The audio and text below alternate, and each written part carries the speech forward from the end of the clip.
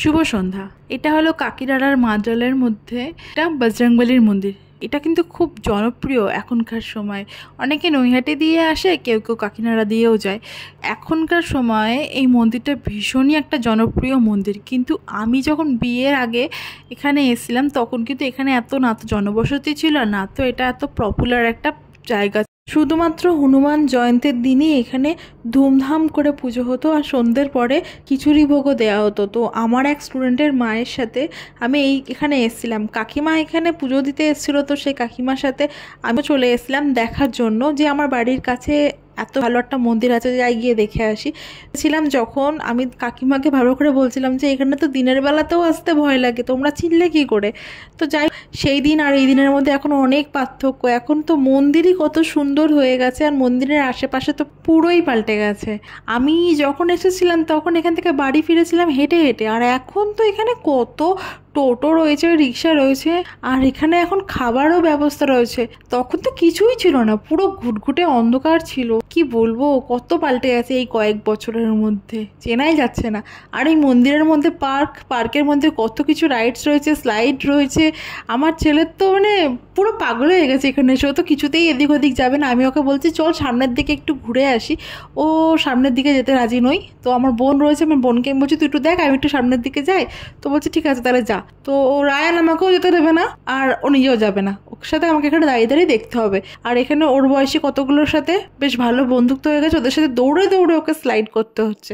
আরও বেশ কিছুক্ষণ পরে বুদ্ধি আরেকটু খুলে যাওয়াতে সে এখন আর বসে বসে স্লাইড করবে না, সে এখন উল্টো করে শুয়ে স্লাইড করবে। আর ওই যে আমার বোন, তাকে দেখা যাচ্ছে ফোনে কথা বলতে, তখন বিয়ে হয়ে গেছে। এই ভিডিওটা গত বছরের ভাইফোঁটার ভিডিও।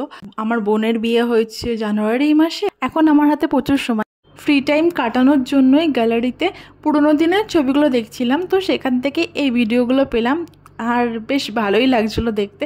তাই ভাবলাম তোমাদের সাথেও শেয়ার করি, সেজন্য তোমাদের সাথে শেয়ার করলাম। আর এই দেখো, এটা হলো একটা অনেক পুরনো দিনের বট গাছ। আর দেখতে পাচ্ছ কত ঝুড়িমূল নেমেছে গাছ থেকে। আর এর পাশে হলো শিব মন্দিরে যাওয়ার রাস্তা। এখান দিয়ে শিব মন্দিরে যাওয়া যায়, কিন্তু আমি কখনো এখান দিয়ে যাইনি। আমি সামনাসামনি দিয়েই যখন বিয়ের আগে এসেছিলাম তখন গেছিলাম। এবার আর যাওয়া হয়নি, কারণ রায়ান আমাকে যেতে দিচ্ছিল না কিছুতেই। ওর কিছুই ভালো লাগছিল না এখানে। এত সুন্দর একটা পার্ক, সেখানে ওর কিছুই ভালো লাগছে না। ওর শুধু ওই স্লাইডটাই ভালো লেগেছে, আর ওখানেই ওকে থাকতে হবে। তো কি করা যাবে, এখন ছেলের যেহেতু ইচ্ছে, তো মাকে তো মেনে নিতেই হবে। সেজন্যই আর কিছু সেভাবে ঘোরাটোরা হয়নি। ওকে অনেকবার বলা হচ্ছিলো যে তুই এটা দেখ ওটা দেখ, না কিছুতেই না।